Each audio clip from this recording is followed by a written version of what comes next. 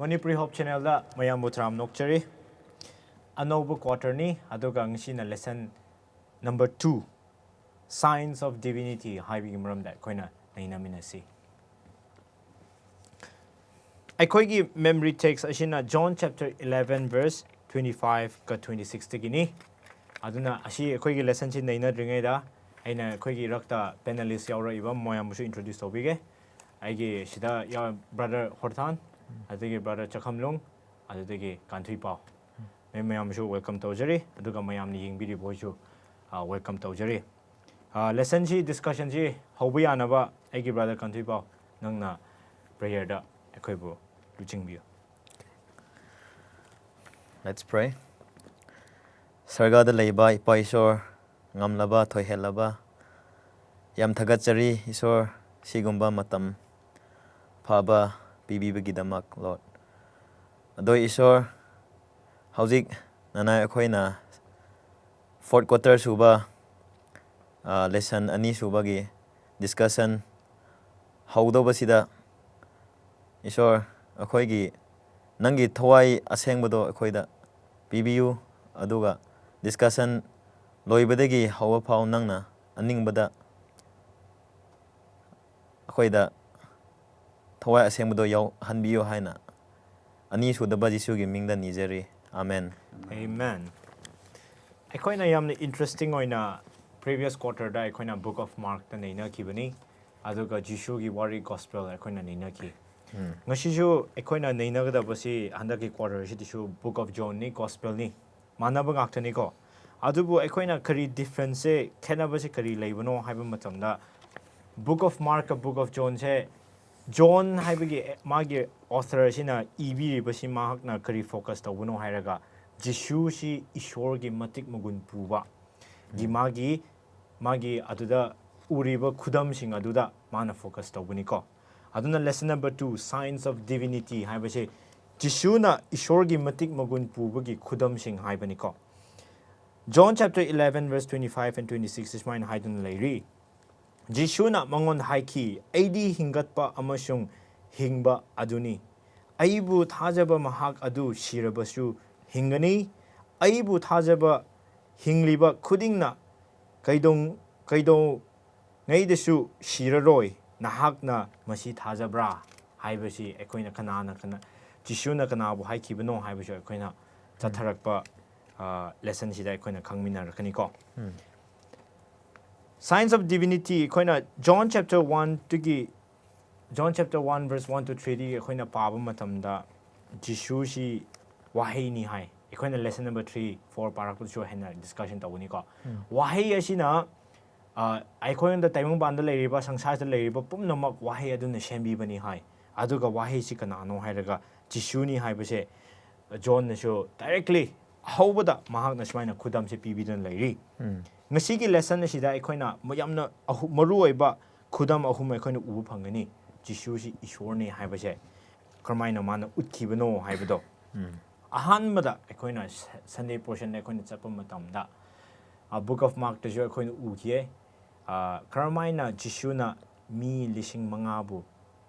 chak pijabi ki moigi hoi chak pijabi khibano haibado moigi bread ka nga ga karmaina pija khibano haibado aikoina ngasi somuk naina gani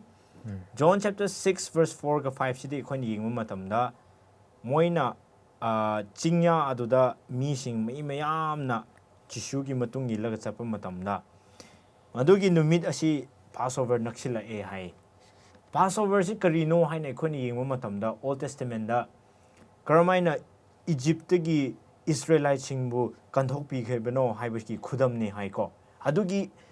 kanthokpi bagi adugi khudam oina moina harau boina Passover gi festival se kumai se moina ngakibani aduga Old Testament da aikoina kumai kaya leibano hai matamda taret lei ko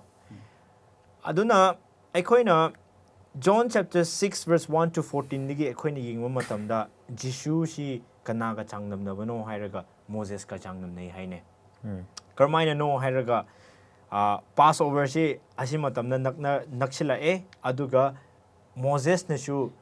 Egypt gi karmaina Israelite singbu mahakna kauthokpibano haibada aikoina khudam ubu phangi ko John chapter 6 verse 3 da Jishuna Mount Sinai da mountain da moina chingya adu da aina haikibumna chingya adu da kai hai Moses na shu Sinai da karaga Jishu bu khurum kiba adu aikon evident to phangi ko aduga Jishuna Philip shu hangkibani paisa kya leibra natraga mi mayam si pizza ga da basi karmain pizza de no masidi paisa yam ta khrani khoi ngonda haina wana khudam pi ki ne mana paukhum pi ki maduda kanaga asi Jishuna test to kibane ko Philip mi mayam shuk leibasi bu nang karmain pizza de no haibasi ma ngonda khra test to na nang thajabra haibado aduda khudam yinghan kibani Israelites pushu karmaina lamhang duda moigi chaklam boiro ising wat boiro loinamak test to kibado ꯑꯩꯈꯣꯏꯅ ꯑꯗꯨꯒꯁꯨ ꯆꯥꯡꯗꯝꯅꯩ ꯍꯥꯏꯗꯨꯅ ꯂꯩꯔꯤ ꯑꯗꯨꯒ ꯂꯣꯏꯅꯅ ꯖꯤꯁꯨꯅ ꯂꯣꯐ ꯃꯉꯥꯗꯒꯤ bread ꯃꯉꯥꯗꯒꯤ ꯇꯟ ꯃꯉꯥꯗꯒꯤ ꯀꯔꯝꯍꯥꯏꯅ ꯃꯤ 5,000ꯁꯤꯕꯨ ꯄꯤꯖꯈꯤꯕꯅꯣ ꯍꯥꯏꯕꯁꯤ ꯂꯝꯍꯥꯡꯗꯨꯗ ꯂꯥꯛ ꯂꯩꯔꯤꯕ ꯏꯁ꯭ꯔꯥꯏꯂꯥꯏꯠꯁꯤꯡꯕꯨ ꯃꯅꯥꯗꯒꯤ ꯀꯔꯝꯍꯥꯏꯅ ꯄꯤꯖꯈꯤꯕꯅꯣ ꯍꯥꯏꯕꯁꯨ ꯈꯨꯗꯝ ꯇꯧꯗꯨꯅ ꯂꯩꯔꯤ ꯑꯗꯨꯒ ꯂꯣꯏꯅꯅ 12 baskets ꯂꯦꯝꯃꯛꯑꯦ ꯍꯥꯏꯅꯦ ꯇꯟ ꯃꯉꯥꯒ ꯉꯥ ꯑꯅꯤꯗꯒꯤ baskets 12 ꯂꯦꯝꯃꯛꯑꯦ ꯍꯥꯏꯅꯦ ꯑꯁꯤ ꯀꯅꯥꯕꯨ ꯑꯃꯨꯛ ꯆꯥꯡꯗꯝꯅꯕꯅꯣ ꯍꯥꯏꯔꯒ 12 disciplesꯀ ꯑꯃꯨꯛ ꯆꯥꯡꯗꯝꯅꯩ ꯍꯥꯏꯀꯣ ꯃꯁꯤ ꯌꯥꯝꯅ ꯃꯇꯝꯗ ꯌꯥꯝꯅ ꯐꯖꯩꯀꯣ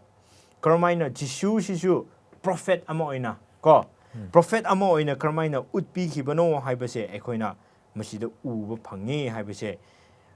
ꯁꯟꯗꯦ ꯄꯣꯔꯁꯟꯗ ꯁꯨꯃꯥꯏꯅ ꯑꯣꯊꯔ ꯑꯩꯈꯣꯏꯒꯤ ꯂꯦꯁꯟꯁꯤꯒꯤ ꯑꯣꯊꯔ ꯑꯃꯁꯨꯡ ꯖꯣꯟꯅ ꯃꯍꯥꯛꯅ ꯀꯔꯝꯍꯥꯏꯅ ꯎꯠꯄꯤꯈꯤꯕꯅꯣ ꯍꯥꯏꯕꯁꯦ ꯑꯩꯈꯣꯏꯅ ꯎꯕ ꯐꯪꯉꯤ ꯃꯟꯗꯦ ꯄꯣꯔꯁꯟꯗ ꯑꯩꯈꯣꯏꯅ ꯆꯠꯁꯤꯀꯣ ꯀꯟꯐꯔꯃꯦꯁꯟ ꯀꯃꯥꯏꯅ ꯇꯧꯈꯤꯕꯅꯣ ꯁ꯭ꯌꯣꯔꯂꯤ ꯍꯤ ꯏꯁ ꯗ ꯄ꯭ꯔꯣꯐꯦꯠ ꯍꯥꯏꯕꯁꯦ ꯑꯩꯒꯤ ꯕ꯭ꯔꯗꯔ ꯍꯣꯔꯊꯥ ꯅꯪꯅ ꯑꯗꯨꯗ ꯑꯦꯗ ꯇꯧꯁꯤꯟꯕꯤꯌꯨ ꯌꯥꯝ ꯅꯨꯡꯉꯥꯏꯖꯔꯦ ꯑꯩꯈꯣꯏ ꯍꯣꯁꯅ ꯃꯇꯝ ꯄꯤꯕꯒꯤꯗꯃꯛ ꯑꯩꯈꯣꯏ ꯃꯟꯗꯦ ꯄꯣꯔꯁꯟꯁꯤꯗ ꯃꯍꯥꯛꯁꯦ ꯑꯩꯈꯣꯏꯒꯤ ꯇꯥꯛꯊꯣꯛꯄ ꯃꯤꯁꯛꯅꯤ ꯍꯥꯏꯅ ꯂꯩꯌꯦ ꯑꯁꯤꯒꯤ ꯇꯣꯄꯤꯛꯁꯤꯗ ꯃꯈꯥ ꯆꯠꯊꯅꯤꯡꯉꯥꯏ ꯍꯣꯠꯅꯕꯗ ꯑꯁꯤꯗ ꯔꯣꯃꯟ ꯑꯦꯝꯄꯥꯌꯔꯒꯤꯗ ꯃꯣꯏꯒꯤ ꯂꯥꯟ ꯇꯧꯕ ꯃꯇꯝꯁꯤꯗ ꯗꯤꯐꯤꯀꯜꯇꯤ ꯐꯦꯁ ꯇꯧꯕꯁꯦ ꯌꯦꯡꯕ ꯐꯪꯉꯤ ꯌꯦꯡꯕ ꯐꯪꯕꯁꯤꯗ ꯂꯥꯟ ꯇꯧꯕꯁꯤꯗ ꯂꯥꯟꯃꯤꯁꯤꯡꯅ ꯀꯔꯤ ꯑꯋꯥꯕ ꯐꯪꯕ꯭ꯔꯥ ꯍꯥꯏꯔꯀꯥꯟꯗ ꯃꯣꯏꯁꯦ ꯂꯥꯟ ꯆꯠꯄꯁꯤꯗ ꯆꯥꯕ ꯊꯛꯄ ꯋꯥꯏꯌꯦ ꯑꯃꯁꯨꯡ ꯃꯣꯏꯒꯤ ꯑꯁꯣꯛ ꯑꯅꯥ ꯑꯌꯦꯛꯁꯤꯡꯒꯤꯗꯃꯛ ꯃꯇꯦꯡ ꯇꯧꯅꯕꯗ ꯌꯥꯝ ꯋꯥꯅ ꯍꯣꯠꯅꯈꯤ ꯑꯗꯨꯗ ꯑꯁꯤꯒꯤꯁꯤꯗ ꯏꯁꯣꯔ ꯂꯩꯅ ꯏꯁꯣꯔꯁꯦ ꯃꯤꯔꯦꯀꯜ ꯇꯧꯕ ꯉꯝꯕ ꯑꯃꯅꯤ ꯑꯗꯨ ꯑꯁꯤꯒꯤ ꯃꯤꯔꯦꯀꯜ ꯇꯧꯅꯕꯁꯦ ꯏꯁꯣꯔꯒꯤꯗꯃꯛꯇꯤ ꯀꯩꯁꯨ ꯅꯠꯇꯦ ꯍꯥꯏꯌꯦ ꯑꯁꯤꯗ ꯑꯩꯈꯣꯏ ꯁꯟꯗꯦ ꯄꯣꯔꯁꯟꯗꯁꯨ 5,000 ꯃꯤꯕꯨ ꯆꯥꯛ ꯄꯤꯖꯕꯒꯤꯗꯃꯛꯁꯨ ꯇꯥꯟꯅꯈ꯭ꯔꯦ ꯑꯁꯤꯗ ꯑꯩꯈꯣꯏꯅ ꯁꯦꯀꯦꯟ ꯁ꯭ꯇꯦꯟꯖꯥꯒꯤꯁꯤꯗ ꯑꯁꯤꯗ ꯏꯁꯣꯔꯅ ꯑꯩꯍꯥꯛꯁꯦ ꯍꯥꯏꯅ ꯑꯩꯍꯥꯛꯁꯦ ꯅꯣꯏꯒꯤ ꯇꯟꯅꯤ ꯑꯃꯁꯨ ꯑꯩꯍꯥꯛꯁꯦ ꯅꯣꯏꯒꯤ ꯃꯉꯥꯟꯅꯤ ꯅꯣꯏꯒꯤ ꯊꯣꯡꯅꯤ ꯑꯃꯁꯨ ꯅꯣꯏꯒꯤ ꯌꯥꯎ ꯁꯦꯝꯕꯤꯕꯅꯤ ꯑꯗꯨꯒ ꯃꯉꯥ ꯁꯨꯕꯗꯅ ꯑꯩꯍꯥꯛꯁꯦ ꯅꯣꯏꯕꯨ ꯍꯤꯡꯍꯟꯒꯦꯗꯧꯕ ꯑꯃꯁꯨ ꯅꯣꯏꯒꯤ ꯂꯝꯕꯤ ꯅꯣꯏꯒꯤ ꯑꯆꯨꯝꯕ ꯑꯃꯁꯨ ꯅꯣꯏꯒꯤ ꯄꯨꯟꯁꯤ ꯑꯃꯁꯨ ꯅꯣꯏꯒꯤ ꯇ꯭ꯔꯨ ꯚꯥꯏꯟꯁꯦ ꯐꯪꯉꯤ ꯑꯁꯤꯁꯤꯗ ꯃꯥꯅ ꯑꯁꯤꯁꯦ ꯀꯃꯥꯏꯅ ꯑꯩꯍꯥꯛꯅꯤ ꯍꯥꯏꯅ ꯄꯣꯏꯟ ꯇꯧꯕ꯭ꯔꯥ ꯍꯥꯏꯔꯗꯤ ꯃꯥ ꯌꯥꯎꯗ꯭ꯔꯗꯤ ꯃꯥ ꯅꯠꯇ꯭ꯔꯅ ꯑꯩꯈꯣꯏꯁꯦ ꯁꯦꯀꯦꯟ ꯀꯝꯃꯤꯡꯁꯤꯗ ꯃꯥ ꯌꯥꯎꯗ꯭ꯔꯗꯤ ꯑꯩꯈꯣꯏꯁꯦ ꯉꯝꯗꯦ ꯑꯗꯨꯒꯤꯁꯤꯗ ꯊꯔꯠ ꯁ꯭ꯇꯦꯟꯖꯥꯁꯤꯗ ꯗꯥꯏꯔꯦꯛ ꯀꯨꯝꯕ ꯀꯥꯟꯁꯤꯗ ꯑꯁꯤꯒꯤꯁꯤꯗ ꯃꯣꯏ ꯀꯣꯏꯁꯟ ꯍꯪꯉꯤ ꯇꯧꯕ ꯉꯝꯕ ꯏꯁꯣꯔꯅ ꯀꯔꯤꯒꯤꯗꯃꯛ ꯑꯩꯈꯣꯏꯕꯨ ꯂꯣꯏ ꯄꯤꯕꯤꯗꯕꯅꯣ ꯃꯥꯒꯤ ꯇꯧꯕ ꯉꯝꯕ ꯂꯣꯏ ꯂꯩꯔꯒ ꯑꯩꯈꯣই ꯃꯥꯒꯤ ꯃꯆꯥꯁꯤꯡꯕꯨ ꯀꯩꯒꯤ ꯋꯥꯍꯟꯕꯅꯣ ꯍꯥꯏꯅ ꯀꯣꯏꯁꯟꯁꯦ ꯍꯪꯅꯤꯡꯉꯦ ꯑꯗꯨꯝ ꯑꯩꯒꯤ ꯚꯥꯞ ꯇꯥꯕꯗꯗꯤ ꯑꯁꯤꯒꯤ ꯀꯣꯏꯁꯟꯁꯤꯗ ꯑꯩꯈꯣꯏ ꯇꯥꯏꯕꯪ ꯃꯤ ꯑꯃ ꯑꯣꯏꯅ ꯑꯩꯈꯣꯏꯒꯤ ꯑꯄꯥꯝꯕ ꯂꯣꯏ ꯐꯪꯉꯗꯤ ꯑꯩꯈꯣꯏꯁꯦ ꯖꯤꯁꯨꯉꯣꯟꯗꯒꯤ ꯑꯃꯗꯤ ꯏꯁꯣꯔꯉꯣꯟꯗꯒꯤ ꯂꯥꯞꯊꯣꯛꯈꯤ ꯍꯥꯏꯅꯤꯡꯉꯤ ꯂꯥꯞꯊꯣꯛꯄ ꯌꯥꯏ ꯀꯩꯒꯤꯅꯣ ꯍꯥꯏꯔꯗꯤ ꯑꯩꯈꯣꯏꯒꯤ ꯑꯄꯥꯝꯕ ꯉꯥꯛꯇ ꯑꯗꯨꯝ ꯐꯪꯉ ꯂꯩꯔꯗꯤ ꯑꯩꯈꯣꯏꯁꯦ ꯅꯨꯡꯁꯤꯕꯁꯨ ꯋꯥꯠꯂꯛꯀꯅꯤ ꯀꯔꯤ ꯃꯁꯛꯁꯨ ꯈꯪꯕ ꯋꯥꯠꯂꯛꯀꯅꯤꯀꯣ ꯆꯨꯝꯃꯦ ꯑꯗꯣ ꯑꯗꯨꯒꯤꯁꯤꯗ ꯑꯩꯅ ꯑꯁꯤꯗ ꯍꯥꯏꯅꯤꯡꯕꯗꯗꯤ ꯃꯥꯅ ꯑꯩꯈꯣꯏꯕꯨ ꯂꯣꯏ ꯄꯤꯕꯤꯗꯕ ꯃꯔꯝꯁꯤꯗꯤ ꯑꯩꯈꯣꯏ ꯅꯤꯔꯒ ꯐꯪꯕ ꯀꯥꯟꯗ ꯃꯥꯕꯨ ꯍꯦꯟꯅ ꯅꯛꯅꯕ ꯃꯥꯕꯨ ꯍꯦꯟꯅ ꯈꯪꯅꯕꯒꯤꯗꯃꯛ ꯑꯩꯈꯣꯏꯒꯤ ꯑꯄꯥꯝꯕꯈꯩ ꯂꯣꯏ ꯄꯤꯗꯕꯅꯤ ꯍꯥꯏꯅꯤꯡꯉꯦ ꯑꯗꯨꯒ ꯁꯤ ꯂꯥꯁ ꯁ꯭ꯇꯦꯟꯖꯥ ꯑꯁꯤꯗ ꯍꯥꯏꯌꯦ they were looking for material benefit instead of true and endure of eternal life. This is a trap that we all potentially face if we are not careful. ꯁꯤ ꯑꯁꯤꯒꯤꯁꯤꯗ ꯁꯨ ꯌꯥꯝ ꯐꯖꯅ ꯍꯥꯏꯈ꯭ꯔꯦ. ꯑꯩꯈꯣꯏꯁꯦ ꯇꯥꯏꯕꯪꯄꯥꯟꯁꯤꯗ ꯂꯩꯕ ꯀꯥꯟꯗ ꯇꯥꯏꯕꯪꯄꯥꯟꯗ ꯂꯩꯕ ꯄꯣꯠꯁꯛ ꯊꯤꯔꯤꯉꯀꯥꯟꯗ ꯑꯩꯈꯣꯏꯁꯦ ꯂꯣꯡꯕ ꯅꯥꯏꯗ꯭ꯔꯕ ꯄꯨꯟꯁꯤꯁꯦ ꯐꯪꯒꯦ ꯇꯧꯕꯗꯣ ꯀꯥꯎꯊꯣꯛꯑꯒ ꯇꯥꯏꯕꯪꯄꯥꯟꯒꯤꯁꯤꯗ ꯑꯩꯈꯣꯏꯁꯦ ꯇꯥꯔꯒ ꯂꯩꯌꯦ ꯍꯥꯏꯌꯦ ꯁꯤꯗ ꯑꯗꯨꯗꯃꯛꯇ ꯑꯩꯈꯣꯏꯁꯦ ꯆꯦꯛꯁꯤꯟꯅꯤꯡꯉꯥꯏ ꯌꯥꯝ ꯗꯔꯀꯥꯔ ꯑꯣꯏꯌꯦ. ꯀꯩꯒꯤꯅꯣ ꯍꯥꯏꯔꯗꯤ ꯑꯩꯈꯣꯏ ꯑꯁꯤꯗ ꯂꯥꯛꯏꯁꯦ ꯐꯣꯔ ꯑꯦꯚꯔꯒꯤꯗꯃꯛꯀꯤ ꯅꯠꯇꯦ, ꯉꯥꯏꯍꯥꯛꯀꯤꯗꯃꯛ ꯂꯥꯛꯄꯅꯦ. ꯑꯗꯨꯅꯤꯅ ꯑꯩꯈꯣꯏꯅ ꯇꯥꯏꯕꯪꯄꯥꯟꯒꯤ ꯄꯣꯠ ꯆꯩꯁꯤꯗ ꯄꯨꯟꯁꯤꯁꯤꯗ ꯂꯥꯏꯐ ꯁ꯭ꯇꯥꯏꯜꯁꯤꯗ ꯍꯤꯡꯗꯕꯤꯗ ꯑꯩꯈꯣꯏꯒꯤ ꯂꯣꯡꯕ ꯅꯥꯏꯗ꯭ꯔꯕ ꯄꯨꯟꯁꯤꯒꯤꯗꯃꯛ ꯍꯣꯠꯅꯁꯦ ꯍꯥꯏꯅꯤꯡꯉꯦ. ꯑꯣꯀꯦ, ꯌꯥꯝ ꯊꯥꯒꯠꯆꯔꯦ ꯕ꯭ꯔꯗꯔ. ꯅꯣꯏꯅꯁꯨ ꯑꯦꯗ ꯇꯧꯅꯤꯡꯕ ꯂꯩꯕ꯭ꯔꯥ ꯃꯗꯨꯗ? ꯑꯣꯀꯦ. ꯑꯩꯈꯣꯏꯅ ꯑꯁꯤꯗꯒꯤ ꯑꯩꯈꯣꯏꯅ ꯀꯔꯤ ꯎꯕ ꯐꯪꯕꯅꯣ ꯍꯥꯏꯔꯒ ꯖꯤꯁꯨꯅ ꯗꯤꯁꯥꯏꯄꯜꯁꯤꯡꯕꯨ ꯑꯃꯁꯨꯡ ꯃꯤ ꯃꯌꯥꯝꯁꯤꯕꯨ ꯑꯩꯅ ꯃꯉꯥꯜꯅꯤ, ꯑꯩꯅ ꯂꯝꯕꯤꯅꯤ, ꯑꯩꯅ ꯑꯍꯤꯡꯕ ꯄꯨꯟꯁꯤꯗꯨꯅꯤ, ꯑꯩꯅ ꯇꯟꯅꯤ ꯍꯥꯏꯅ ꯍꯥꯏꯕꯤꯔꯤꯕꯁꯦ ꯃꯥ ꯃꯁꯥꯅꯁꯨ ꯏꯁꯣꯔꯅꯤ ꯍꯥꯏꯕꯁꯦ ꯃꯍꯥꯛꯅ ꯀ꯭ꯂꯦꯝ ꯇꯧꯔꯤꯕꯅꯤꯀꯣ. ꯑꯩꯈꯣꯏ ꯈꯛ ꯀꯥꯎꯔꯣꯏꯁꯦꯗꯣ. ꯀꯔꯝꯍꯥꯏꯅ ꯃꯤ 5,000ꯕꯨ ꯇꯟ 5ꯒ ꯉꯥ 2ꯅ ꯄꯤꯖꯕꯅꯣ ꯍꯥꯏꯕꯁꯤꯁꯨ ꯏꯁꯣꯔ ꯈꯛꯇꯅ ꯇꯧꯕ ꯉꯝꯕꯅꯤꯀꯣ. ꯃꯗꯨꯕꯨ ꯃꯤꯁꯤꯡꯁꯤꯅ ꯑꯗꯨ ꯎꯕ ꯐꯪꯈꯤꯗꯦ ꯍꯥꯏꯅꯦ. ꯌꯥꯝꯅ ꯅꯨꯡꯉꯥꯏꯇꯕ ꯑꯃꯗꯤ ꯀꯔꯤꯅೋ ꯍꯥꯏꯔꯒ ꯑꯗꯨꯅꯦ, ꯖꯤꯁꯨꯅ ꯃꯣꯏꯕꯨ ꯂꯣꯝꯕ ꯅꯥꯏꯗꯕ ꯄꯨꯟꯁꯤ ꯏꯁꯣꯔꯅꯤꯀꯣ ꯑꯩꯍꯥꯛꯁꯦ ꯍꯥꯏꯕꯁꯦ ꯎꯠꯄꯤꯔꯕꯁꯨ ꯃꯣꯏꯅꯗꯤ ꯇꯥꯏꯕꯪꯄꯥꯟꯗ ꯅꯤꯡꯊꯧ ꯑꯃ ꯍꯤꯡꯉꯒ ꯅꯤꯡꯊꯧ ꯑꯃ ꯑꯣꯏꯔꯒ ꯃꯣꯏꯒꯤ ꯀꯥꯟꯅꯕꯗ, ꯇꯥꯏꯕꯪꯄꯥꯟꯒꯤ ꯀꯥꯟꯅꯕꯔꯣꯝꯗ ꯃꯣꯏꯅ ꯌꯦꯡꯉꯒ ꯂꯩꯕꯒꯤ ꯏꯁꯣꯔ ꯃꯁꯥꯕꯨ ꯃꯁꯛ ꯈꯪꯈꯤꯗꯕꯅꯤ ꯍꯥꯏ. Okay, the healing of the blind men. ꯑꯩꯈꯣꯏꯅ ꯇ꯭ꯌꯨꯁꯗꯦ ꯄꯣꯔꯁꯟꯗ ꯑꯩꯒꯤ ꯕ꯭ꯔꯗꯔ ꯆꯈꯝꯂꯣꯡꯅ ꯂꯤꯗ ꯇꯧꯕꯤ ꯑꯗꯨꯗ. ꯃꯇꯝꯁꯨ ꯂꯩꯁꯤꯜꯂꯛꯇ꯭ꯔꯦꯀꯣ, ꯑꯗ ꯗꯥꯏꯔꯦꯛ ꯆꯠꯈ꯭ꯔꯒꯦ. ꯑꯩꯈꯣꯏ ꯖꯣꯟ ꯆꯦꯞꯇꯔ 9:1ꯗꯒꯤ ꯄꯥꯕ ꯃꯇꯝꯗ ꯋꯥꯔꯤ ꯑꯃ ꯂꯩ. ꯌꯤꯁꯨꯅ ꯃꯃꯥꯒꯤ ꯄꯨꯛꯅꯨꯡꯗꯒꯤ ꯄꯣꯛꯇ꯭ꯔꯤꯉꯩꯗ ꯕ꯭ꯂꯥꯏꯟ ꯑꯣꯏꯅ ꯄꯣꯛꯊꯣꯔꯛꯄ ꯅꯨꯄꯥ ꯑꯃꯕꯨ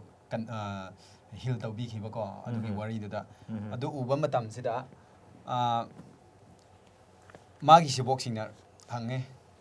ꯑꯁꯤꯒꯤꯁꯦ ꯃꯁꯤ ꯅꯨꯄꯥꯁꯦ ꯃꯥꯒꯤ ꯄꯥꯞꯀꯤ ꯃꯇꯨꯡ ꯏꯟꯅ ꯃꯥꯅ ꯄꯨꯔꯤꯕꯁꯦ, ꯐꯪꯂꯤꯕꯁꯦ ꯃꯥꯒꯤ ꯄꯥꯞꯀꯤ ꯃꯇꯨꯡ ꯏꯟꯕ꯭ꯔꯥ ꯅꯠꯇ꯭ꯔꯒ ꯃꯃꯥ ꯃꯄꯥꯒꯤꯔꯥ ꯍꯥꯏꯅ ꯍꯪꯉꯦꯕ. ꯑꯗꯨꯒꯤ ꯃꯇꯝꯗ ꯌꯤꯁꯨꯅ ꯍꯥꯏ,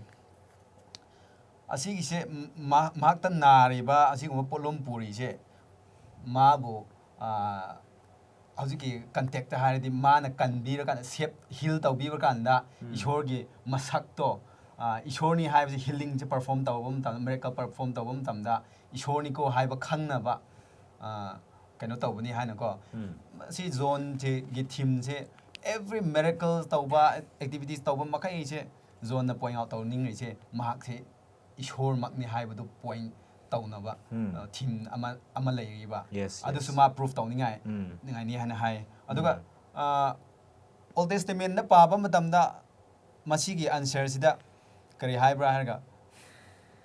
ꯑꯩꯈꯣꯏ ꯌꯥꯝꯅ ꯒꯦꯍꯥꯖꯤꯒꯤ ꯋꯥꯔꯤꯁꯨ ꯇꯥꯏꯌꯦ ꯀꯣ, ꯑꯣꯜ ꯇꯦꯁꯇꯃꯦꯟ ꯃꯌꯥꯝ ꯕꯥꯏꯕꯜ ꯇꯦꯛꯁꯇꯨ ꯍꯥꯏꯔꯔꯣꯏꯒꯦ. ꯑꯗꯨꯕꯨ ꯑꯗꯨꯃꯥꯏꯅ ꯍꯥꯏꯕ ꯃꯇꯝꯗ ꯃꯆꯥ ꯃꯁꯨꯒꯤ ꯃꯇꯝꯗ ꯐꯥꯎ ꯑꯗꯨꯝ ꯑꯩꯈꯣꯏ ꯔꯣꯡ ꯀꯟꯁꯦꯞꯇ ꯂꯩꯔꯝꯕ ꯌꯥꯏꯀꯣ. ꯃꯆꯥ ꯃꯁꯨꯒꯤ generation, 3rd generation 4th generation ꯐꯥꯎ ꯂꯥꯛꯑꯒ ꯑꯩꯈꯣꯏ ꯑꯋꯥ ꯑꯅꯪꯕ ꯇꯥꯏ. ꯑꯗꯨ ꯑꯣꯏꯔꯗꯤ ꯍꯧꯖꯤꯛꯀꯤ ꯅꯨꯄꯥꯗꯣ, ꯃꯄꯨꯁꯤꯡꯒꯤ ꯄꯥꯞꯅ ꯀꯣꯟꯅ ꯂꯥꯛꯀꯗꯧꯔꯤꯕ ꯍꯧꯖꯤꯛꯀꯤ ꯅꯨꯄꯥꯁꯤꯗ ꯅꯥꯔꯤꯁꯦ ꯃꯥꯒꯤ ꯁꯤꯕꯣꯛꯁꯤꯡꯅ ꯈꯟꯕꯗꯨꯗꯤ ꯁꯤꯅꯦꯕ, ꯃꯄꯨꯁꯤꯡꯒꯤ ꯍꯥꯟꯅ ꯁꯤꯔꯝꯈꯤꯕ ꯃꯤꯁꯤꯡꯒꯤ ꯄꯥꯞ ꯑꯣꯏꯔꯝꯅꯤ ꯍꯥꯏꯅ ꯍꯪꯕꯅꯦꯕ. ꯑꯗꯨꯕꯨ ꯑꯩꯈꯣꯏꯅ ꯑꯗꯨꯝ ꯂꯣꯏꯅ ꯆꯨꯝꯗꯦ ꯍꯥꯏꯕ ꯄ꯭ꯔꯨꯐ ꯑꯃꯈꯛ ꯂꯩꯌꯦ. ꯑꯗꯨꯕꯨꯗꯤ ꯑꯩꯈꯣꯏꯒꯤ ꯖꯣꯕꯀꯤ ꯋꯥꯔꯤꯗꯣ ꯑꯋꯥ ꯑꯅꯪ ꯃꯌꯥꯝ ꯇꯥꯈꯤꯕꯗꯨ ꯄꯥꯞꯀꯤ ꯅꯠꯇꯦꯅꯦ. ꯃꯥꯒꯤ ꯄꯥꯞꯀꯤꯗꯁꯨ ꯅꯠꯇꯦ, ꯑꯗꯨꯒ ꯃꯄꯥ ꯃꯄꯨꯒꯤ ꯁꯤꯈꯤꯕ ꯄꯥꯞꯁꯤꯡꯒꯤꯁꯨ ꯅꯠꯇꯦꯕ. ꯑꯗꯨꯅ ꯑꯩꯈꯣꯏ ꯈꯪꯒꯗꯕꯗꯤ, ꯑꯩꯈꯣꯏ ꯑꯅꯥꯕ ꯃꯌꯥꯝ ꯂꯥꯛꯄ ꯃꯇꯝꯗ ꯄꯥꯞꯀꯤ ꯈꯛꯇꯪ ꯅꯠꯇꯦ ꯍꯥꯏꯕꯁꯤ ꯑꯩꯈꯣꯏ ꯏꯁꯣꯔꯕꯨ ꯅꯛꯁꯤꯟꯅꯅꯕ ꯅꯠꯇ꯭ꯔꯒ ꯀꯔꯤꯒꯤꯅꯣ ꯃꯔꯝ ꯂꯩꯔꯝꯅꯤꯀꯣ. ꯑꯗꯨ ꯗꯤꯇꯦꯜ ꯆꯠꯂꯔꯣꯏꯒꯦ. ꯑꯗꯨꯒ ꯁꯕꯥꯠꯀꯤ ꯃꯇꯥꯡꯗꯁꯨ ꯍꯥꯏꯔꯛꯏꯀꯣ. ꯖꯤꯁꯨꯅ ꯍꯤꯜ ꯇꯧꯕꯗꯣ ꯁꯕꯥꯠꯇ ꯑꯣꯏꯕ. ꯁꯕꯥꯠꯇ ꯑꯣꯏꯕꯒꯤ, ꯁꯕꯥꯠ ꯗꯦꯗ ꯑꯣꯏꯕꯒꯤ ꯖꯤꯎꯁꯤꯡꯁꯦ ꯃꯣꯏꯒꯤ ꯃꯁꯦꯟ ꯐꯥꯎ ꯀꯩꯅꯣ ꯗꯤꯕꯤꯖꯟ ꯂꯥꯛꯈ꯭ꯔꯦꯕ. ꯂꯥꯛꯄ ꯃꯇꯝꯁꯤꯗ ꯖꯤꯁꯨꯕꯨ ꯑꯗꯨꯃꯥꯏꯅ ꯍꯥꯏ ꯃꯍꯥꯛꯁꯦ ꯏꯁꯣꯔꯗꯒꯤ ꯂꯥꯛꯄ ꯑꯣꯏꯔꯝꯂꯣꯏ ꯍꯥꯏꯅ ꯍꯥꯏꯕ ꯃꯔꯝꯗꯤ ꯁꯕꯥꯠ ꯕ꯭ꯔꯦꯛ ꯇꯧꯔꯒ ꯍꯤꯂꯤꯡ ꯇꯧꯕꯒꯤ ꯑꯗꯨꯅ ꯑꯩꯈꯣꯏ ꯈꯪꯒꯗꯕ ꯑꯃꯈꯛ ꯂꯩ ꯍꯥꯏꯅꯤꯡꯕ ꯑꯃꯈꯛ ꯂꯩ ꯍꯥꯏꯕꯗꯨꯗꯤ ꯑꯩꯈꯣꯏꯒꯤ ꯗꯣꯛꯇ꯭ꯔꯤꯟ ꯇꯧꯔꯤꯉꯩꯗ ꯑꯩꯈꯣꯏ ꯑꯆꯨꯝꯕ ꯃꯌꯥꯝꯗꯣ ꯖꯤꯁꯨꯕꯨ ꯃꯣꯏ ꯐꯔꯤꯁꯤꯁꯤꯡꯅ ꯈꯪꯕꯤꯔꯝꯗꯕ ꯑꯗꯨꯃꯥꯏꯅ ꯇꯧꯔꯒ ꯑꯩꯈꯣꯏꯒꯤ ꯗꯣꯛꯇ꯭ꯔꯤꯟ ꯃꯌꯥꯝ ꯇꯧꯔꯤꯉꯩꯗ ꯑꯆꯨꯝꯕꯗꯨꯗꯤ ꯀꯥꯎꯍꯧꯕ ꯖꯤꯁꯨ ꯃꯁꯛ ꯀꯥꯎꯈꯤꯕ ꯖꯤꯁꯨ ꯃꯁꯛ ꯀꯥꯎꯈꯤꯕ ꯑꯗꯨꯃꯥꯏꯅ ꯇꯧꯔꯒ ꯑꯩꯈꯣꯏꯁꯨ ꯖꯤꯁꯨꯒꯤ ꯅꯨꯡꯁꯤꯕꯗꯣ ꯑꯩꯈꯣꯏ ꯐꯣꯀꯁ ꯇꯧꯕꯁꯦ ꯌꯥꯝꯅ ꯏꯝꯄꯣꯔꯇꯦꯟ ꯇꯧꯕꯅꯤ ꯍꯥꯏꯅ ꯈꯜꯂꯦ rather than the doctrine ꯑꯗꯨꯒ ꯄꯥꯔꯠ ꯑꯅꯤ ꯁꯨꯏꯀꯣ ꯁꯤꯒꯤꯁꯦ ꯍꯤꯂꯤꯡ ꯑꯣꯐ ꯕ꯭ꯂꯥꯏꯟ ꯃꯦꯟꯒꯤꯁꯦ ꯄꯥꯔꯠ 2ꯗꯅ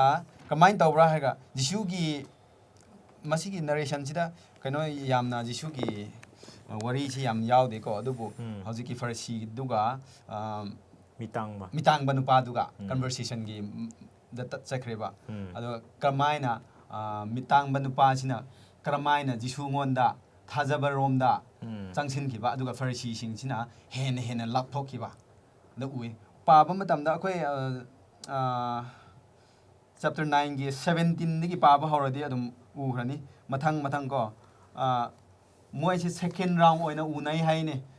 ꯃꯤꯇꯥꯡꯕ ꯅꯨꯄꯥꯁꯤꯗ ꯀꯧꯔꯛꯑꯒ ꯑꯃꯨꯛ ꯎꯅꯩ ꯍꯥꯏ ꯑꯗꯨꯒ ꯅꯪꯗꯤ ꯀꯃꯥꯏꯅ ꯈꯟꯒꯦ ꯅꯪꯕꯨ ꯃꯤꯠ ꯎꯍꯟꯕ ꯅꯨꯄꯥꯁꯤ ꯍꯥꯏꯅ ꯍꯪꯕ ꯃꯇꯝꯁꯤꯗ ꯑꯩꯗꯤ ꯃꯥꯕꯨ ꯄ꯭ꯔꯣꯐꯦꯠꯅꯤ ꯍꯥꯏꯅ ꯈꯜꯂꯤ ꯍꯥꯏ ꯃꯣꯏꯁꯦ ꯀꯩꯅꯣꯁꯦ ꯐꯔꯁꯤ ꯃꯌꯥꯝꯁꯦ ꯑꯦꯛꯖꯦꯛꯂꯤ ꯈꯪꯉꯦꯕ ꯗ꯭ꯌꯨꯇꯔꯣꯅꯣꯃꯤ 18:15ꯗ ꯃꯣꯖꯦꯁꯅ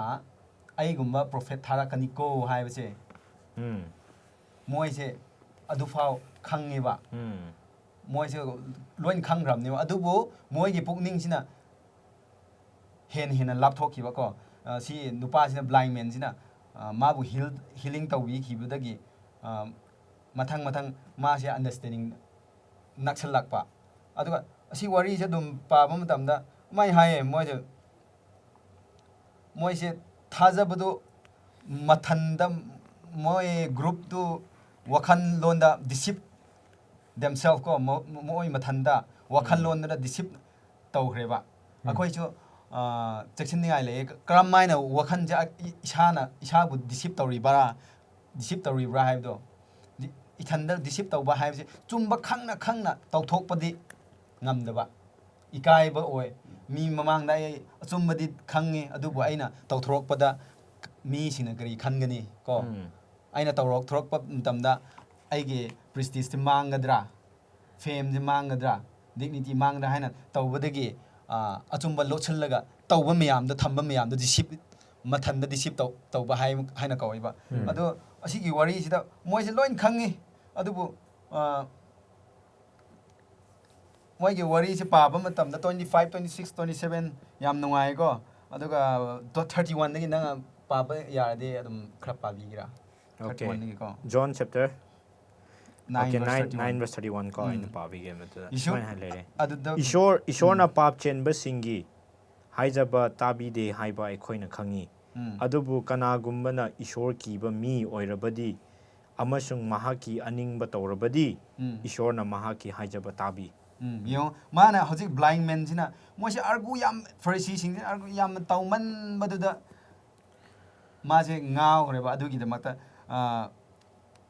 ꯄ꯭ꯔꯨꯐ ꯃꯥꯅ ꯕ꯭ꯂꯥꯏꯟ ꯃꯦꯟꯗꯨꯅꯗꯤ ꯃꯥꯕꯨ ꯍꯤꯜ ꯇꯧꯕꯤꯈ꯭ꯔꯕꯅꯦ ꯃꯥꯁꯦ ꯏꯁꯣꯔꯅꯤꯀꯣ ꯍꯥꯏꯕꯁꯤ ꯄ꯭ꯔꯨꯐ ꯇꯧꯅꯕꯒꯤꯗꯃꯛꯇ ꯚꯔꯁ 33ꯗꯁꯨ ꯄꯥꯕꯤꯌꯨꯀꯣ ꯄꯣꯛꯄꯗꯒꯤ ꯃꯃꯤꯠ ꯇꯥꯡꯂꯛꯂꯕ ꯃꯤ ꯑꯃꯕꯨ ꯀꯅꯥꯒꯨꯝꯕ ꯑꯃꯅ ꯎꯍꯟꯕꯤꯈꯤ ꯍꯥꯏꯕ ꯑꯁꯤ ꯇꯥꯏꯕꯪꯄꯥꯟ ꯍꯧꯕꯗꯒꯤ ꯀꯅꯥ ꯑꯃꯠꯇꯅ ꯈꯛ ꯇꯥꯈꯤꯗ꯭ꯔꯤ ꯍꯥꯏ ꯑꯗꯣ ꯃꯥꯗꯤ ꯊꯥꯖꯕꯗꯣ ꯑꯗꯨꯝ ꯃꯃꯥꯒꯤ ꯄꯨꯛꯅꯨꯡꯗꯒꯤ ꯊꯣꯛꯂꯛꯄ ꯃꯇꯝꯗ ꯕ꯭ꯂꯥꯏꯟ ꯃꯦꯟ ꯑꯃꯕꯨ ꯍꯤꯂꯤꯡ ꯇꯧꯕ ꯍꯥꯏꯕꯁꯦ ꯏꯁꯣꯔ ꯅꯠꯇꯅ ꯀꯟꯕꯤꯕ ꯑꯃ ꯐꯥꯎ ꯂꯩꯇ꯭ꯔꯦ ꯑꯗꯨꯅꯕꯨ ꯑꯩꯗꯤ ꯃꯍꯥꯛꯁꯦ ꯏꯁꯣꯔꯃꯛꯅꯤ ꯍꯥꯏꯕꯁꯦ ꯃꯥꯗꯤ ꯊꯥꯖꯈ꯭ꯔꯕꯅꯦꯕ ꯑꯗꯨꯕꯨ ꯃꯣꯏꯒꯤꯁꯦ ꯐꯔꯤꯁꯤ ꯃꯌꯥꯝꯁꯤꯗꯤ ꯊꯥꯖꯕꯤꯗꯕ ꯊꯥꯖꯕꯤꯗꯦ ꯍꯣꯏ ꯑꯗꯨꯒ ꯃꯣꯏꯅ ꯀꯔꯤ ꯍꯥꯏꯕꯅꯣ ꯍꯥꯏꯔꯒ ꯄꯨꯛꯅꯨꯡꯗꯒꯤ ꯊꯣꯔꯛꯑꯒ ꯅꯪ ꯄꯥꯞ ꯇꯥꯈꯤꯕ ꯃꯤ ꯅꯪꯅ ꯑꯩꯈꯣꯏ ꯉꯣꯟꯗ ꯀꯔꯤ ꯇꯝꯕꯤꯔꯤꯅꯣ ꯂꯥꯁꯇ ꯍꯥꯏꯅ ꯎꯜꯇꯥꯗ ꯃꯣꯏꯅ ꯃꯉꯣꯟꯗ ꯇꯥꯟꯊꯣꯛꯄꯤꯈꯤ ꯍꯥꯏꯀꯣ ꯂꯥꯁꯇ ꯑꯗ ꯑꯩ ꯑꯁꯤꯒꯤ ꯆꯦꯞꯇꯔ ꯑꯅꯤꯁꯤꯗ ꯅꯨꯃꯤꯠ ꯇ꯭ꯌꯨꯁꯗꯦꯒꯤ ꯋꯦꯅꯁꯗꯦꯒꯤ ꯑꯅꯤꯁꯤꯗ ꯑꯩꯅ ꯁꯝꯂꯞꯅ ꯍꯥꯏꯅꯤꯡꯕ ꯄꯣꯏꯟ ꯑꯃ ꯑꯅꯤ ꯈꯛꯇ ꯂꯩꯀꯣ ꯑꯗꯨꯒ ꯑꯩꯈꯣꯏ ꯋꯥꯈꯜꯂꯣꯟꯗ ꯏꯁꯣꯔꯁꯦ ꯄꯥꯁꯇꯔ ꯑꯣꯏꯒꯦꯔꯥ ꯍꯧꯖꯤꯛꯀꯤ ꯐꯦꯔꯤꯁꯤ ꯃꯌꯥꯝꯁꯦ ꯏꯁꯣꯔꯒ ꯅꯛꯅ ꯂꯩꯃꯤꯟꯅꯕ ꯃꯤꯁꯤꯡꯅꯦꯕ ꯄꯥꯁꯇꯔ ꯑꯣꯏꯔꯝꯒꯦꯔꯥ ꯀꯔꯤ ꯑꯣꯏꯔꯝꯒꯦꯔꯥ ꯑꯃꯠꯇ ꯀꯥꯏꯗꯦ ꯏꯁꯣꯔꯗꯤ ꯄꯥꯁꯇꯔ ꯑꯣꯏꯔꯁꯨ ꯂꯦꯃꯦꯟ ꯑꯣꯏꯔꯁꯨ ꯄꯥꯄꯤ ꯑꯣꯏꯔꯁꯨ ꯃꯥꯅ ꯁꯦꯂꯦꯛ ꯇꯧꯅꯤꯡꯉꯗꯤ ꯑꯗꯨꯝ ꯁꯦꯂꯦꯛ ꯇꯧꯕꯅꯤ ꯑꯗꯨꯅ ꯍꯧꯖꯤꯛꯀꯤ ꯀꯩꯅꯣꯗꯁꯨ ꯄꯥꯁꯇꯔ ꯑꯣꯏꯌꯦ ꯍꯥꯏꯅ ꯑꯩꯈꯣꯏ ꯅꯠꯇ꯭ꯔꯒ ꯏꯚꯦꯟꯖലിꯁ ꯑꯣꯏꯔꯦ ꯍꯥꯏꯅ ꯏꯁꯣꯔꯒꯤ ꯃꯔꯝꯗ ꯈꯪꯅ ꯃꯥꯗꯤ ꯁꯔꯒ ꯆꯠꯀꯅꯤ ꯍꯥꯏꯕ ꯂꯩꯇꯦ ꯑꯗꯨꯕꯨ ꯑꯩꯈꯣꯏ ꯃꯊꯟꯗ ꯗꯤꯁꯤꯞ ꯇꯧꯔꯒ ꯂꯩꯕ ꯃꯤ ꯑꯣꯏꯔꯗꯤ ꯑꯣꯄꯣꯔꯆꯨꯅꯤꯇꯤꯗꯨ ꯂꯩꯇꯦ ꯑꯗꯨꯒ ꯂꯥꯁꯇ ꯑꯃꯨꯛ ꯍꯥꯏꯕꯤꯒꯦ ꯑꯩꯈꯣꯏꯁꯦ ꯌꯥꯝꯅ ꯆꯦꯛꯁꯤꯟꯁꯤ ꯑꯩꯈꯣꯏ ꯂꯥꯏꯔꯕ ꯀꯔꯤ ꯂꯣꯏꯅꯃꯛ ꯁꯦꯝ ꯏꯀ꯭ꯋꯦꯜ ꯑꯣꯏꯅ ꯎꯏ ꯑꯗꯨꯅ ꯑꯩꯈꯣꯏꯁꯦ ꯏꯊꯟꯗ ꯗꯤꯁꯤꯞ ꯇꯧꯔꯒ ꯂꯩꯕ ꯃꯤ ꯑꯣꯏꯅ ꯂꯩꯔꯤꯕ꯭ꯔꯥ ꯄꯥꯁꯇꯔ ꯑꯣꯏꯔꯒꯁꯨ ꯂꯥꯏꯔꯕ ꯃꯤ ꯑꯣꯏꯔꯒꯁꯨ ꯏꯅꯥꯛ ꯈꯨꯜꯂꯕ ꯃꯤ ꯑꯣꯏꯔꯁꯨ ꯖꯁ ꯂꯦꯃꯦꯟ ꯑꯣꯏꯔ ꯆꯔꯆ ꯃꯦꯝꯕꯔ ꯑꯣꯏꯔꯒꯁꯨ ꯑꯩꯈꯣꯏꯁꯦ ꯏꯊꯟꯗ ꯗꯤꯁꯤꯞ ꯇꯧꯔꯒ ꯂꯩꯔꯤꯕ꯭ꯔꯥ ꯍꯥꯏꯕꯁꯦ ꯑꯩꯈꯣꯏ ꯔꯤꯁꯔꯁ ꯇꯧꯔꯒ ꯁꯔꯆ ꯇꯧꯔꯒ ꯀꯤꯡ ꯗꯦꯕꯤꯠꯅ ꯍꯥꯏꯕꯒꯨꯝꯅ ꯑꯩꯈꯣꯏꯒꯤ ꯋꯥꯈꯜꯂꯣꯟꯁꯦ ꯃꯇꯝꯗ ꯁꯔꯆ ꯇꯧꯕꯁꯦ ꯌꯥꯝ ꯗꯔꯀꯥꯔ ꯑꯣꯏꯌꯦ ꯍꯥꯏꯕꯁꯦ ꯑꯩ ꯑꯗꯨꯝ ꯊꯝꯃꯒ ꯂꯣꯏꯁꯤꯜꯂꯦ ꯑꯣꯀꯦ ꯌꯥꯝ ꯊꯥꯒꯠꯆꯔꯦ ꯕ꯭ꯔꯗꯔ ꯈꯝ ꯌꯥꯝ ꯆꯨꯝꯃꯤ ꯃꯤ ꯇꯥꯡꯕ ꯅꯨꯄꯥꯁꯦ ꯄꯣꯛꯄꯗꯒꯤ ꯃꯤ ꯇꯥꯡꯉꯦꯀꯣ ꯑꯗꯨꯒ ꯐꯦꯔꯤꯁꯤꯁꯤꯡꯗꯤ ꯃꯤꯠ ꯎꯈꯤꯕꯅꯤ ꯑꯗꯨꯕꯨ ꯑꯩꯈꯣꯏꯅ ꯐꯖꯅ ꯌꯦꯡꯕ ꯃꯇꯝꯗ ꯖꯤꯁꯨꯒꯤꯗꯃꯛꯇꯗꯤ ꯖꯤꯁꯨꯒꯤ ꯃꯤꯠꯇꯗꯤ ꯀꯅꯥꯁꯦ ꯃꯤ ꯇꯥꯡꯉ ꯂꯩꯕꯅꯣ ꯍꯥꯏꯕ ꯃꯇꯝꯗ ꯐꯦꯔꯤꯁꯤꯁꯤꯡꯁꯤꯅꯤ ꯍꯥꯏꯅꯤ ꯍꯥꯏꯗꯤ ꯑꯃꯗꯗꯤ ꯃꯤ ꯇꯥꯡꯉꯕꯁꯨ ꯖꯤꯁꯨꯅ ꯍꯥꯡꯗꯣꯛꯄꯤꯕ ꯃꯇꯝꯗ ꯖꯤꯁꯨꯕꯨ ꯊꯥꯖꯈ꯭ꯔꯦ ꯃꯥ ꯏꯁꯣꯔꯃꯛꯅꯤ ꯍꯥꯏꯕꯁꯦ ꯊꯥꯖꯈꯤꯀꯣ ꯑꯗꯨꯕꯨ ꯐꯦꯔꯤꯁꯤꯁꯤꯡꯗꯤ ꯎꯅ ꯊꯥꯖꯕ ꯉꯝꯗꯕꯁꯦ ꯌꯥꯝꯅ ꯑꯩꯈꯣꯏꯒꯤ ꯄꯨꯟꯁꯤꯗꯁꯨ ꯌꯥꯝꯅ ꯀꯣꯏꯁꯟ ꯇꯧꯅꯤꯡꯉꯥꯏ ꯂꯩꯀꯣ ꯑꯩꯈꯣꯏ ꯀꯅꯥꯉꯣꯟꯗ ꯊꯥꯖꯔ ꯍꯤꯡꯉꯤꯅꯣ ꯑꯃꯁꯨꯡ ꯑꯩꯈꯣꯏꯒꯤ ꯖꯤꯁꯨꯉꯣꯟꯗ ꯊꯥꯖꯕ ꯊꯝꯕꯁꯦ ꯋꯥꯕ ꯃꯇꯝꯗ ꯑꯣꯏꯔꯣ ꯍꯧꯖꯤꯛ ꯃꯤ ꯇꯥꯡꯕ ꯅꯨꯄꯥꯁꯤꯅꯁꯨ ꯄꯣꯛꯄꯗꯒꯤ ꯃꯤ ꯇꯥꯡꯉꯛꯄꯁꯦ ꯃꯥ ꯃꯁꯥꯅꯁꯨ ꯈꯜꯂꯝꯃꯅꯤ ꯑꯩꯁꯦ ꯄꯥꯞ ꯄꯨꯕꯒꯤꯔ ꯏꯃꯥ ꯏꯄꯥꯅ ꯄꯥꯞ ꯄꯨꯕꯒꯤꯔ ꯑꯗꯨꯕꯨ ꯃꯥꯒꯤ ꯖꯤꯁꯨꯅꯗꯤ ꯑꯩꯒꯤ ꯃꯇꯤꯛ ꯃꯒꯨꯟꯗꯨ ꯈꯨꯗꯝ ꯑꯣꯏꯅ ꯎꯠꯅꯕ ꯅꯪ ꯃꯤ ꯇꯥꯡꯕ ꯑꯣꯏꯅ ꯄꯣꯛꯈꯤꯕꯅꯦ ꯍꯥꯏꯕꯗꯣ ꯑꯩꯈꯣꯏꯒꯤ ꯄꯨꯟꯁꯤꯗꯨ ꯏꯁꯣꯔꯉꯣꯟꯗ ꯊꯥꯖꯔꯕꯗꯤ ꯑꯋꯥꯕ ꯂꯥꯛꯑꯁꯨ ꯑꯅꯥꯕ ꯂꯥꯛꯑꯁꯨ ꯖꯤꯁꯨꯒꯤꯗꯃꯛ ꯑꯣꯏꯒꯅꯤ ꯃꯥꯒꯤ ꯃꯇꯤꯛ ꯃꯒꯨꯟꯒꯤꯗꯃꯛ ꯍꯥꯏꯕꯁꯦ ꯑꯩꯈꯣꯏꯅ ꯍꯣꯏ ꯌꯥꯝ ꯊꯥꯒꯠꯆꯔꯦ ꯑꯔꯣꯏꯕꯗ ꯑꯩꯈꯣꯏꯒꯤ ꯗ ꯔꯦꯖꯔꯦꯛꯁꯟ ꯑꯣꯐ ꯂꯦꯖꯔꯁ ꯑꯁꯤꯗ ꯑꯩꯒꯤ ꯕ꯭ꯔꯗꯔ ꯀꯟꯇ꯭ꯔꯤꯄꯥ ꯅꯪꯅ ꯂꯤꯠ ꯇꯧꯕꯤꯌꯨ ꯐꯔꯦ ꯉꯁꯥꯏꯒꯤ ꯄ꯭ꯔꯤꯚꯤꯌꯁꯁꯤꯡꯗ ꯉꯁꯥꯏꯅ ꯑꯩꯈꯣꯏꯅ ꯌꯦꯡꯕ ꯀꯥꯟꯗ ꯖꯤꯁꯨꯅ ꯃꯦꯔꯤꯀꯜꯁ ꯇꯧꯔꯛꯄꯁꯤꯡꯒꯤ ꯄꯔꯥ ꯉꯥꯛꯇ ꯊꯦꯡꯅꯔꯛꯑꯦ ꯃꯥꯅ ꯑꯅꯥ ꯑꯌꯦꯛ ꯃꯥꯅ ꯐꯍꯟꯈꯤꯕꯀꯣ ꯑꯗꯨ ꯆꯞ ꯃꯥꯟꯅꯅ ꯁꯤꯗ ꯊꯔꯁꯗꯦꯒꯤ ꯂꯦꯁꯟꯗ ꯗ ꯔꯤꯖꯔꯦꯛꯁꯟ ꯑꯣꯐ ꯂꯥꯖꯔꯁ ꯁꯤꯁꯨ ꯃꯤꯔꯤꯀꯜ ꯑꯃꯅꯦꯕ ꯗ ꯔꯤꯖꯔꯦꯛꯁꯟ ꯑꯣꯐ ꯂꯥꯖꯔꯁ ꯍꯥꯏꯕꯁꯤꯗꯤ ꯂꯥꯖꯔꯁꯀꯤ ꯑꯁꯤꯕꯗꯣ ꯑꯃꯨꯛ ꯍꯤꯡꯒꯠꯄ ꯀꯣ ꯍꯤꯡꯒꯠꯍꯟꯕ ꯁꯤꯅꯦꯕ ꯁꯤꯒꯤ ꯃꯤꯔꯤꯀꯜꯁꯤ ꯑꯩꯈꯣꯏꯅ ꯌꯦꯡꯕ ꯀꯥꯟꯗ ꯖꯤꯁꯨꯒꯤ ꯂꯥꯁ ꯃꯤꯔꯤꯀꯜꯅꯦ ꯍꯥꯏꯌꯦ ꯁꯤꯁꯦ ꯖꯤꯁꯨꯅ ꯄꯥꯡꯊꯣꯛꯂꯤꯕ ꯃꯤꯔꯤꯀꯜ ꯂꯣꯏꯅꯃꯛ ꯁꯤꯅ ꯂꯥꯁꯅꯦ ꯍꯥꯏꯌꯦ ꯑꯔꯣꯏꯕ ꯑꯣꯏꯅꯀꯣ ꯑꯗꯨ ꯁꯤ ꯌꯦꯡꯂꯛ ꯃꯇꯝꯗ ꯖꯣꯟ 11ꯒꯤ ꯆꯞꯇꯔꯁꯤ ꯀꯔꯤ ꯍꯥꯏꯁꯤꯔꯥ ꯌꯥꯝꯅ ꯅꯨꯡꯉꯥꯏꯇꯕ ꯂꯥꯖꯔꯁꯀꯤ ꯑꯁꯤꯕ ꯃꯔꯝꯗꯒꯤ ꯌꯥꯝ ꯅꯨꯡꯉꯥꯏꯇꯕ ꯊꯧꯗꯣꯛ ꯑꯃꯒꯤ ꯃꯔꯝꯗ ꯏꯕꯤꯌꯦ ꯁꯤꯗ ꯖꯣꯟ ꯆꯞꯇꯔ 11 ꯏꯚꯟ ꯖꯤꯁꯨꯅ ꯀꯥꯞꯄ ꯐꯥꯎ ꯂꯩꯌꯦ ꯑꯩꯈꯣꯏꯅ ꯕꯥꯏꯕꯜꯗ ꯁꯣꯔꯇꯦꯁ ꯃꯦꯃꯣꯔꯤ ꯇꯦꯛꯁ ꯍꯥꯏꯅ ꯈꯪꯅꯕꯗꯣ ꯖꯤꯖꯁ ꯋꯦꯞ ꯍꯥꯏꯅ ꯖꯣꯟ 11:35 ꯂꯩꯌꯦ ꯑꯗꯣ ꯑꯁꯤꯒꯤ ꯊꯧꯗꯣꯛ ꯑꯁꯤꯒꯤ ꯃꯤꯔꯤꯀꯜꯁꯤ ꯑꯩꯈꯣꯏꯅ ꯌꯦꯡꯂꯛꯄ ꯀꯥꯟꯗ ꯅꯩꯅꯕ ꯀꯥꯟꯗ ꯀꯔꯤ ꯍꯥꯏꯁꯤꯔꯥ ꯍꯥꯏ ꯀꯥꯟꯗ ꯖꯤꯁꯨꯁꯦ ꯂꯥꯖꯔꯁ ꯅꯥꯕ ꯀꯥꯟꯗ ꯅꯥꯔꯤꯉꯩꯗ ꯃꯥ ꯂꯥꯛꯄ ꯅꯪꯍꯧꯗꯦꯕ ꯀꯣ ꯃꯥ ꯂꯥꯛꯄꯁꯦ 4 days ꯂꯦꯠ ꯍꯥꯏꯌꯦꯅꯦ ꯃꯥꯒꯤ ꯖꯔꯅꯤ ꯍꯧꯗ꯭ꯔꯤꯉꯩꯗ 2 days ꯗꯤꯂꯦ ꯑꯣꯏꯈ꯭ꯔꯦ ꯑꯗꯨꯒ ꯃꯥꯅ ꯌꯧꯔꯛꯄ ꯃꯇꯝꯗꯅ 4 days ꯂꯦꯠ ꯑꯣꯏꯈ꯭ರೆ ꯑꯁꯤꯕꯁꯦ ꯑꯗꯨꯒ ꯂꯥꯖꯔꯁꯀꯤ ꯃꯆꯦꯅꯁꯨ ꯍꯥꯏꯌꯦ ꯏꯁꯣꯔ ꯏꯕꯨꯡꯉꯣ ꯅꯪ ꯂꯩꯔꯝꯒꯗꯤ ꯑꯩ ꯏꯅꯥꯎ ꯅꯨꯄꯥꯁꯦ ꯁꯤꯔꯣꯏ ꯗꯕꯅꯤꯀꯣ ꯗꯕꯅꯦ ꯍꯥꯏꯅ ꯍꯥꯏꯌꯦ ꯎꯝ ꯑꯗꯨꯒ ꯖꯤꯁꯨꯗꯤ ꯈꯪꯉꯦ ꯑꯁꯤꯕꯁꯦ ꯀꯔꯤ ꯍꯥꯏꯁꯤꯔꯥ ꯇꯨꯝꯃꯤꯕꯅꯤ ꯍꯥꯏꯕꯗꯣ ꯇꯨꯝꯂꯤꯕꯅꯦ ꯍꯥꯏꯕꯁꯦ ꯃꯥ ꯈꯪꯉꯦ ꯑꯗꯨꯒ ꯃꯔꯝ ꯑꯃꯁꯨ ꯂꯩꯌꯦ ꯑꯩꯈꯣꯏꯅ ꯌꯦꯡꯂꯛꯑꯀꯥꯟꯗ ꯍꯥꯏꯕꯁꯤ ꯀꯔꯤꯅꯣ ꯖꯤꯁꯨꯅ ꯄꯔꯄꯁ ꯑꯃꯒꯤꯗꯃꯛ ꯃꯥ ꯈꯪꯉꯦꯕ ꯍꯥꯏꯗꯤ ꯑꯗꯨꯒꯤ ꯃꯇꯝꯗꯣ ꯀꯔꯤ ꯍꯥꯏꯁꯤꯔꯥ ꯖꯨꯋꯤꯁ ꯄꯤꯄꯜꯁꯤꯡ ꯖꯨꯋꯤꯁ ꯃꯤꯁꯤꯡꯁꯦ ꯖꯤꯁꯨꯕꯨ ꯊꯥꯖꯔꯝꯗꯦ ꯍꯥꯏꯕꯁꯦ ꯃꯤꯔꯦꯀꯜ ꯄꯥꯡꯊꯣꯛꯄꯁꯤꯡꯁꯦ ꯃꯣꯏꯁꯦ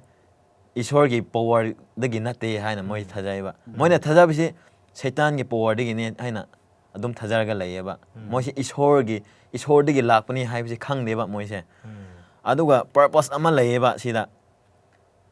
ꯌꯦꯡꯉꯨꯅꯦ ꯅꯨꯃꯤꯠ 4 ꯁꯤꯔꯒ ꯂꯩꯕꯁꯤ ꯄꯨꯝꯈ꯭ꯔꯕꯅꯤꯅꯦ ꯅꯝꯊꯤꯈ꯭ꯔꯕ ꯑꯗꯨꯒꯨꯝꯕꯗꯣ ꯖꯤꯁꯨꯅ ꯁꯤꯒꯤ 4 days late ꯅꯨꯃꯤꯠ 4 ꯊꯦꯡꯅ ꯂꯥꯛꯂꯒ ꯑꯁꯤꯒꯨꯝꯕ ꯃꯤꯔꯦꯀꯜ ꯄꯥꯡꯊꯣꯛꯂꯤꯕꯁꯦ ꯌꯦꯡꯉꯣ ꯁꯤꯔꯒ ꯂꯩꯕ ꯍꯛꯆꯥꯡꯗꯣ ꯏꯁꯣꯔꯅ ꯒ꯭ꯔꯦꯐꯗꯒꯤ ꯀꯧꯔꯛꯄꯗꯣ ꯑꯗꯨꯀꯥꯟꯗ ꯑꯩꯈꯣꯏ ꯎꯋꯦ ꯍꯥꯏꯕꯗꯤ ꯏꯁꯣꯔꯒꯤ ꯑꯉꯝꯕꯗꯣ ꯃꯇꯤꯛ ꯃꯒꯨꯟ ꯉꯁꯥꯏ ꯗꯤꯚꯤꯅꯤꯇꯤꯒꯤꯗꯣ ꯑꯗꯨꯒꯤꯗꯣ ꯀ꯭ꯂꯦꯝ ꯇꯧꯋꯦꯕ ꯁꯤꯗ ꯑꯩꯈꯣꯏꯅ ꯐꯪꯕ ꯌꯥꯏꯕ ꯁꯤꯗ ꯑꯗꯨꯒ 3 days late but still on time. 4 days late but still on time purpose amagidama aduga adu purpose karino hairakanda aise angambani I am the resurrection and the life haina isorna so haiko adugi verse do John 11 verse 25 da phange ko ado aina hainingbase John 11, 25, 26 da haiba ina akoise Jisubu thajad꯭ꯔꯒꯗꯤ akoise khoi punsi si kesu natre adum siba lambida adum laikhare adu isorna sida promise lerame irame haisidi Jisu da thajaba mi singdi akoise eternal life se phangni haiba sida leye aduwa mana claim tawbsidi karino hairakanda hing si khraba mi singsu मान हिंगत पंगमे अदुगा मासे असीबदा ngamba mini haibase khoina yengba phange sida dum loisinrage yam thakachare aroibada nawani ni hapning ma lebra bra kham go phathan ni so okay okay later di hoi yam thakachare noi mayam so yam phajakraba du neina bewi gidamak Lazarus ki wari du da ina aroibada sha hapa loisinjage modudi karino hairaga Numit 4 pummaga leiba masado haudokpa ngamba hagot hanba ngamba isordubu hatlaga sihanba ngamgani haiba mi singna thajaraga monda cruise ta hatkibisi yam ngaktra asiba phawbada hingat hanba ngamba mi amabu hatlaga sihangragani haibagi wakhanna hatliba mi singasi akhoi gi thajabase kyamu pikpano haibase akhoi na dom yengmada akhoi na u phangi ko aduna Jisu asengba akhoi gi Sibadagi hingat hanba ngamba Jisu mamasa ishor ko ishor mamasa mak taimong banda hingaga leirami amasung ekhoigi damak mana sibi khibani haibase ekhoina amuga confirm tawmina si mayam tabi khiba mayam su ishona hena porbi boysino ekhoina lesson number 3 mathangi hapta da amuka ne mayam na tamina si yam thaga chare ishona porbi boysino amen